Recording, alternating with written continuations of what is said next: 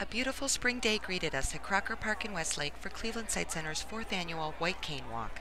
People of all ages, including children, teens, adults, and seniors, volunteered for and participated in this signature fundraising and awareness-raising event.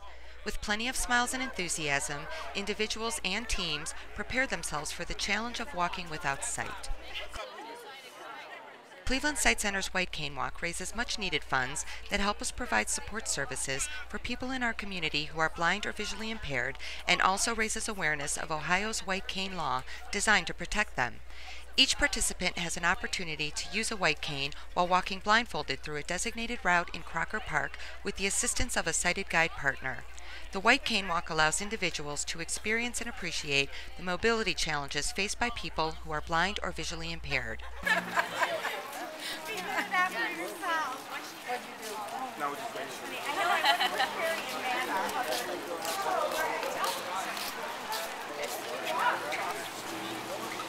Cleveland Sight Center's mission is to empower people with vision loss to realize their full potential and to shape the community's vision of that potential.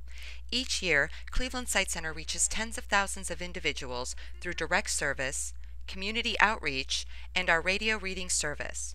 Our services begin with early intervention developmental skills for infants and preschool education for toddlers and continue through a person's senior years.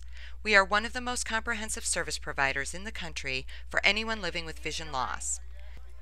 WDOK Soft Rock 102.1 FM's Trapper Jack talks about his own vision loss and the impact Cleveland Sight Center has had in his life. Many years ago, I emceed a luncheon for the Sight Center. Had a ball, met some great people, and then as the vision failed, and as I began to do less and less, and not able to do more and more, I found myself in a tough spot. Pretty soon I'm learning about software and hardware programs. I can only tell you now that both at home and at the office, it's been transformed into a very user-friendly, on-air studio for me, who doesn't see so well. If you haven't been registered, make sure you get registered. If you are registered, then the next step will be the orientation and mobility training area near the fence. You're going to go for your White Cane Walk in twos, which basically is one sighted guide and one person blindfolded, and then you go for your walk, go down as far as the movie theaters if you want to, and then come on back, make sure you turn in your canes and all that. And then remember to take a look at some of this hands-on material here. We have vision and glaucoma testing going on in the van, and just a great way to kind of get an overall feel of what the Sight Center provides is here today. And it's just a great place to, if you don't know, ask questions. That's how I, just a few years ago, started getting more and more involved and it just transforms lives. It changes lives, what the Sight Center does. Absolutely remarkable. The walk begins with an introduction to orientation and mobility instruction, where a certified instructor teaches participants the proper technique to safely and effectively use their white canes. The cane does three things, really.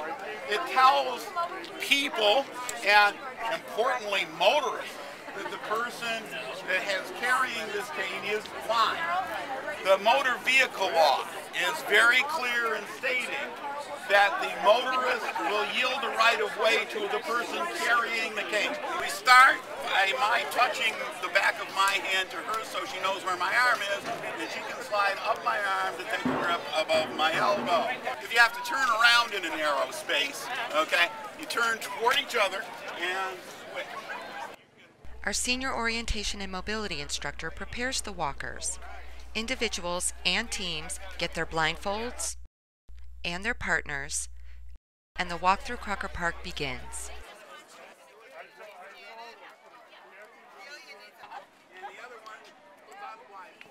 Motorists are required by the motor vehicle law to yield the right of way to the person carrying the cane. Yeah, whether they're crossing in the crosswalk or crossing the driveway, the motorist yields the right of way. And if the blind person is lost in a parking lot, it's important for the motorist to stop, to yield the right of way to the person carrying the cane.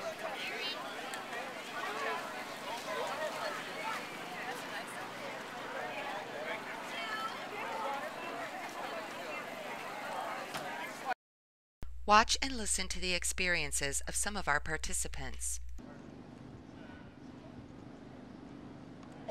Can't be looking in the Victoria's Secret window. They're not on the list. He's disappointed they're not on the list. Good on the going out.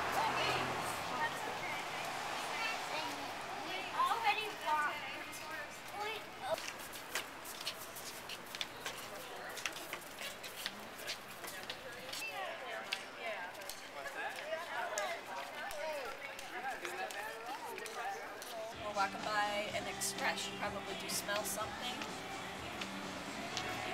Yeah, I'm pretty good, right? She's walking straight now, too. And you're getting photographed. He said, okay, look out. Fred, smile for the camera. There you go. Good, 2-point touch.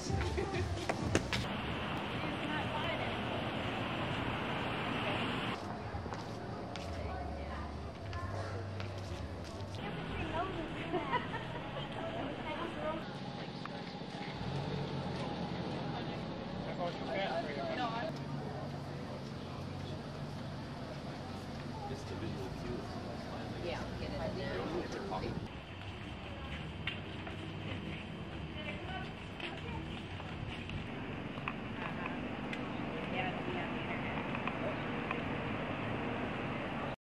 Friends and acquaintances gathered together to share stories and inspiration about their experiences at this unique event. After completing the walk, participants made their way to the tents staffed by representatives from other organizations serving people who are blind or visually impaired, as well as Cleveland Sight Center's own staff answering questions about our agency's many programs and services and demonstrating blind and low vision adaptive aids and technology. Cleveland Sight Center's vision screening van was also on hand, offering free glaucoma and vision screenings. Other hands-on activities included beep baseball, an adapted version of the traditional game, and guide dog training demonstrations. Good